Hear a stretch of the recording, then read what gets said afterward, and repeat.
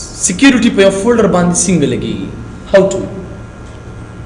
کچره تاسو یو فولډر دی لکه say for example دا cursor folder دی اصل کې ډیر یا دا انګلیش composition folder دی یا whatever you have په دې cursor کې تاسو را عکسونه دي cursors دي سره داسې one by one نه نو زه غواړم چې دا هغه کس ونه ګوري اصل کې دې فولډر کې چې دنه سب راځي دی غون ډرایو ما بندوا زه غواړم چې سره دا یو فولډر بند کوم اصل کې ډیر نو په دې فولډر باندې به رائټ کلیک کې اصل کې ډیر تاسو وګوره په ټول ډرایو باندې کلیک کوئ مای کمپیوټر تراله نو په دې ډرایو ما کلیک کوئ اصل کې بلکې چې کوم فولډر ته غواړئ چې هغه نه ګوري نو په فولډر باندې کلیک کا رائټ کلیک and then go to properties